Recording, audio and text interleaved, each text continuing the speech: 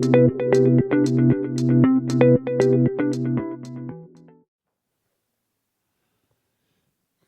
guess now we have to invite one of the most important person in shipping industry now, MD of Indian Registrar of Shipping. अब उनकी speech का वक्त है जिसका हम लोग इंतजार कर रहे थे. The torch bearer of the industry, and a lot of things are happening in India shipping, as we know and as we सुनते आ रहे हैं. और गौरव सर ने भी यही बोला है कि एक्शन हो रहा है और हम लोग को दिख भी रहा है. वो action as a real estate developer we know, क्योंकि हमारी कोस्टल बेल्ट में टाउनशिप है.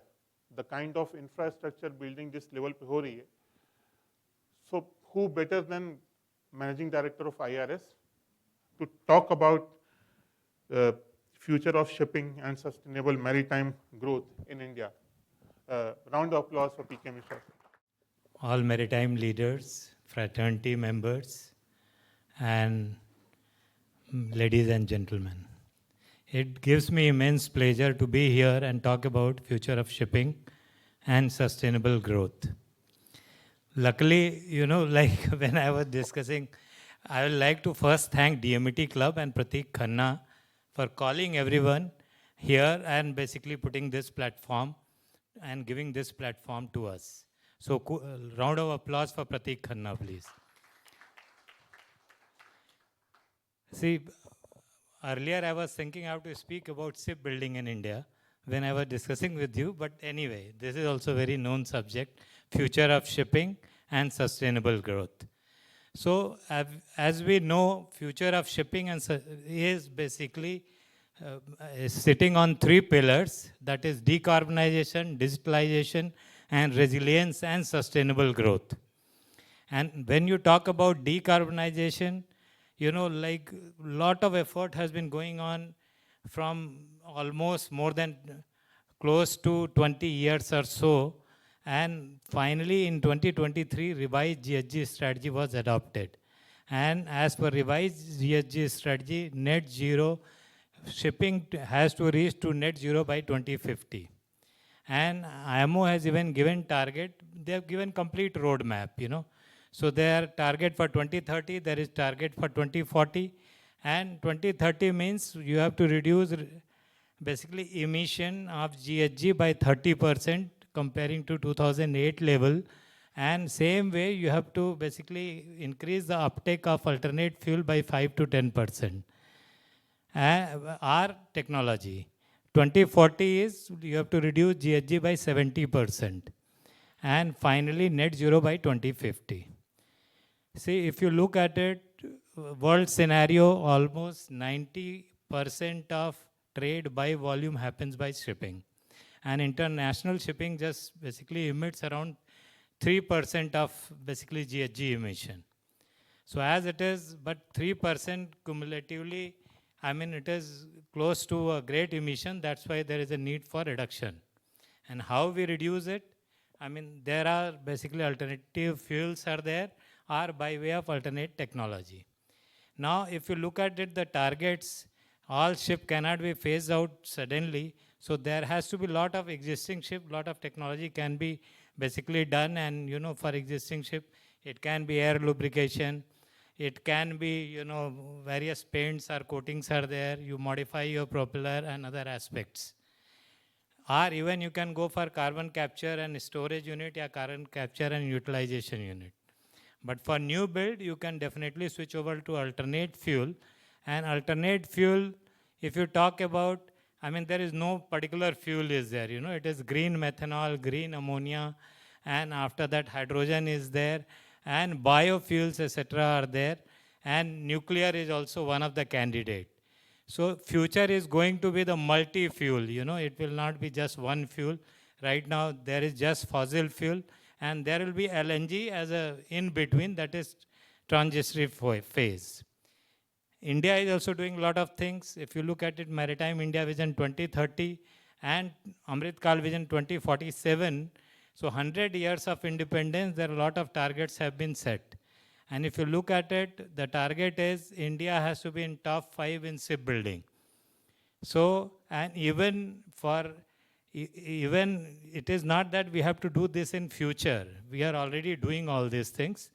And if you look the order book of 2025, even in first half, almost close to 20 million GT order was there for green ships. So if you look at the liner, basically liner, container ship, more than 200 container ships are plying on green fuel and methanol, etc. See, I mean, there are various vessels, they come to even in Indian ports, and to encourage the green shipping, IMO has basically developed various green corridors, because ports are gateway, so connecting to two ports, there is a bunkering supply, bunkers are there in those ports, so there is a green corridor provided for that, and the green corridors are being developed also.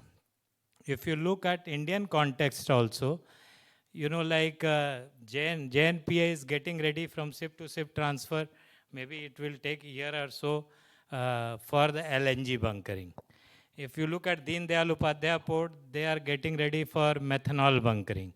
Tuticorin also is getting ready for methanol bunkering. So port being the gateway, even port has to be also green, So as for greening of ship is there, this can only be done by alternate fuel or by alternate technology. The second pillar is digitalization, and digitalization is coming in a very, very big way, because if you look at it nowadays, everything, there are various sensors are there. Now, when we were selling, we were talking about routine maintenance, but now it is predictive maintenance. Before anything fails, with the predictive maintenance, with the sensor, you can say this is about to fail. Same way, even earlier we used to come to in Anchorage in IOC charter and wait for a month. But now, with the ports being smarter, it will be just-in-time arrival. Or obviously, if it is just-in-time arrival, you don't have to speed up and make the charter speed and burn more fuel and basically emit more GHG. So you will be doing just-in-time arrival. Even berthing time will get reduced. And from the port point of view, port has to be green, port has to be smart. And, like Rotterdam port or let's say Singapore various port to us, etc., there is a concept of basically digital twin. So even berth allocation happens by AI, So even berth allocation, even traffic control, even complete port is automated. So your ship automation has to be increased. And for ship automation, mass code is there that has been already adopted, but it is a voluntary code. So for short shipping, this can also be utilized, mass code. First, it will come for short shipping, and then depending on autonomy, it will enhance for maybe it can be tried to certain section. When we are talking about port, we are talking about ship, and everything is becoming smart and basically connected with networks. Then comes the cyber security. I've met few gentlemen here also, those who are dealing with cyber security. But anyway, now from shipbuilding stage, cyber security is being taken care, and for that UR E26 and UR E27 is there, where you take care that every component which is going on ship, especially with respect to navigation and communication, they are cyber secure. So it is being taken at the first stage only, from building stage only. And decarbonization, digitalization, and then third thing comes about resilience and sustainable growth. So whatever we are doing it as a shipping, we have to see complete ecosystem. Complete ecosystem has to be also sustainable and green. We are talking about whether port operation is there, whether tourism is there with related to ocean, or even ocean itself. We need to take care of the ocean also. When we see the current geopolitical situation, there are a lot of uncertainties there. And as we know, because of the Hormuz crisis, which started 28th of February this year, there is almost, people started knowing about shipping. Here in this crowd, everybody may be knowing about shipping, but shipping, in spite of carrying in terms of India, we carry 95% by volume, and 70% by value. but still people were not knowing much about shipping. When this time there was a shortage of LPG, etc., and then people realized, okay, Sivalik is coming out of the Hormuz. Nanda Devi is coming out of the Hormuz. Then people started knowing, okay, their burning of their gas is also being done by the seafarers. And unfortunately, in this Hormuz Strait crisis, almost 15 seafarers, Indian seafarers, they lost their life. So, I mean, basically we do very challenging work, but somehow this is not known, to the school level. I mean, if you take my example, I come from Varanasi. We never knew about, we knew about Archimedes principle, but we have never see a ship. First time when we came for DMT interview, then in Mumbai I could see sea. So it is that way. And happy to know there are many people are there and people are coming from hinterland also in shipping.